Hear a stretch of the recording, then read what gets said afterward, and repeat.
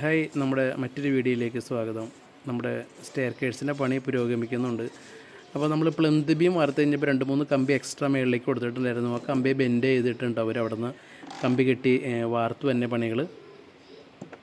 പിന്നെ നമ്മുടെ പുറത്തൊരു വർക്ക് ഏരിയ ഉണ്ടായത് നമുക്ക് അവിടെ നിന്ന് തന്നെ നമ്മൾ സ്ലാവ് വാർത്തിട്ട് അവിടെ ഒരു ഗ്യാസ് സ്റ്റൗ വയ്ക്കാനുള്ള ഒരു സൈഡിലും മറ്റൊരു വശത്ത് പുകയില്ലാത്ത അടുപ്പും ആണ് നമ്മളവിടെ ക്രമീകരിച്ചിരിക്കണം കേട്ടോ.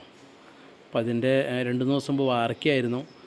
അത് കഴിഞ്ഞിട്ടുള്ള വീഡിയോ ആണ് ഇപ്പോൾ നിങ്ങൾ കണ്ടുകൊണ്ടിരിക്കണേ. നമ്മൾ തട്ടടിച്ച് വാർത്ത് ഒരു 3-4 ദിവസം നന്നായിട്ട് നനച്ച് കൊടുക്കണം കേട്ടോ. ഇത് ഏകദേശം വാർത്തതിന് ശേഷം 4 ദിവസം കഴിഞ്ഞിട്ടുള്ള ഒരു വീഡിയോ ആണ് ഇപ്പോൾ കണ്ടുകൊണ്ടിരിക്കണേ. അപ്പോൾ നമ്മുടെ പിന്നെ എക്സ്ട്രാ നമ്മുടെ പണി വരുന്നത് നമ്മുടെ സിറ്റ് ഔട്ടിൽ ഒരു ബെഡ് പോലെ വാർത്തിട്ടുണ്ടായിരുന്നു. നമ്മൾ ഒരു തിണ്ണ മീൻസ് അതൊരു ബെഞ്ച് പോലെ വാർക്കാൻ വേണ്ടിയിട്ട്.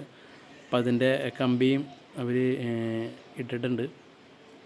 ഇപ്പോൾ ഏകദേശം ഒരു 15 സെൻറ്റിമീറ്ററോളം കമ്പി ഉള്ളിലേക്ക് കയറ്റി അവർ വാർത്തിട്ടുണ്ട് കേട്ടോ. അത് കൊടുക്കുന്നത് കുറച്ചും കൂടി ബലം കൂടും. പിന്നെ നമ്മുടെ സ്റ്റെയർകേഴ്സിൻ്റെ ബെഡ് വാർത്ത് കഴിഞ്ഞു.